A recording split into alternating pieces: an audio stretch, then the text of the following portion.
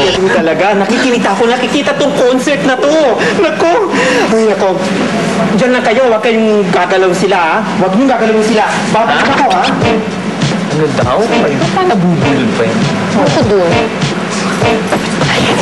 Natin, hindi ko pagpuntuan ito bagong malikat ka. Hey! Ay, hello! Hi, Christian. Ako nga pala si Jingle. Harold. Ang bang. Naku, grabe. Ang gwapo niya At ang tangkado. Thanks for coming. Naku, Christian, pwede ka ba naming makausap, makakwentuhan? Yeah, sige. Talaga? Okay lang. Okay lang ba? Sige. Habang wala yung... Okay lang ba sa mga kabanda mo? Okay lang naman, guys. Okay lang ba? Okay lang. Sige. Tuning pa sila. Wow, nako. Usapin ko lahat yan mamaya. Ay, ako unang magtatanong kasi naman, ano ba? Huwag mo ko itulak. Talagang gusto ko to si Christian eh. Christian, may nakapagsabi na ba sa'yo kamukha mo si Christian Vasquez? Ay, ano ba? Alam mo kung sino nagsabi sa akin? Sino? Police. Police? Police pa. Oo, police pa naman. Anong nangyari? Nahuli yata kami, beating the red light, gano'n. Ay, yung isang police sabi, sige, go, yung isang police, hinuli kami. Alam ko eh. Tapos nandun na kami, binuksan namin yung bintana, tapos sir, lisensya. Teka. Ikaw susuportahan ka, di ba? Sabi sa'yo? Oo. Hindi, sige, okay lang. Nagmamadali ka. Sige, okay lang. So, yun. So, yun pala, doon pala nagsimula yun. Oo, pero kamukha naman niya talaga eh, di ba? Marami rin nagsasabi. Oo. naman. May kamukha. Basta pareha silang gwapong dalawa. Yun ang Mga papa. Okay lang yun kung gano'n. Okay lang yun. Ito, Nako. Christian. Kasi syempre sikat na sikat ka.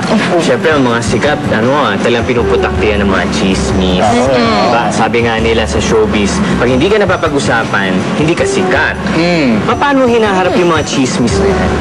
Nung una, talagang, wow, affected talaga ito. Kasi hindi ako sanay eh. Hindi ako showbiz dati. Ngayon lang talaga ako nag-showbiz. Tapos nung dumating yung mga intriga, medyo nairita ako. Pero ngayon, alam ko naman na, yun nga, yung iba, hindi naman talaga totoo.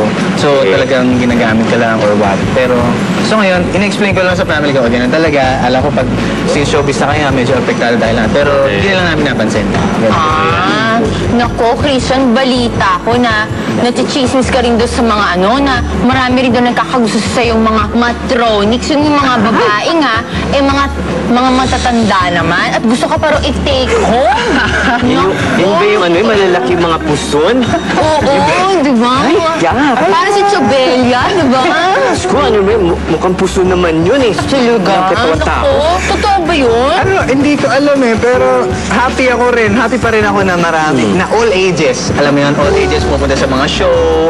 Na appreciate ko pa rin kahit nandun sila. Tapos appreciate ko pa rin na love nila ako. Kahit yun. Okay lang yun. Sa bagay, okay pa rin yun. Kahit naka-wheelchair na yung fan. Okay lang yun. At least, diba? Okay yun. May supporter ka. Ito, Christian, medyo lang. Ano masasabi mo dun sa mga bading na fans mo? Ako, I'm one of your fans. Okay lang din.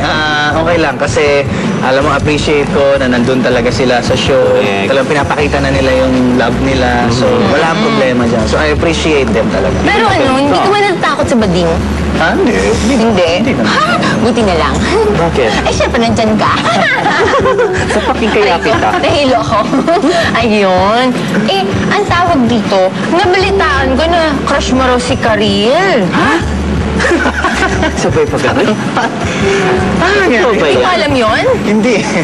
Nabalitaan ko lang naman. Di baka mali? O baka naman Karil yun? Baka dahil trumpets kasi din siya dahil. Trumpets din siya. Trumpets ako eh. Pero hindi mo ba siya naging crush? Hindi. O baka naman siya yung may crush sa'yo? Hindi ka lang. Si Ann Curtis, naging crush mo ba yun? Kasi nakatrabaho ko naman siya dati sa isang soap naman. Tapos Alam ko yan. Yung kampanyero ko ba yun, di ba? Magaling siya talaga, magaling. Talented actress. Pero crush mo siya? She's very beautiful. Hindi. Pero I know she's very beautiful. Di ba yung mga type mo sa babae? Alam ko yung mga singkitin. Alam mo singer, yung mga ganon. Singkit? Ba't gumaganyan ka? Singkit ba gusto niya? Constipated ka lang pag gumaganyan ka. Talaga?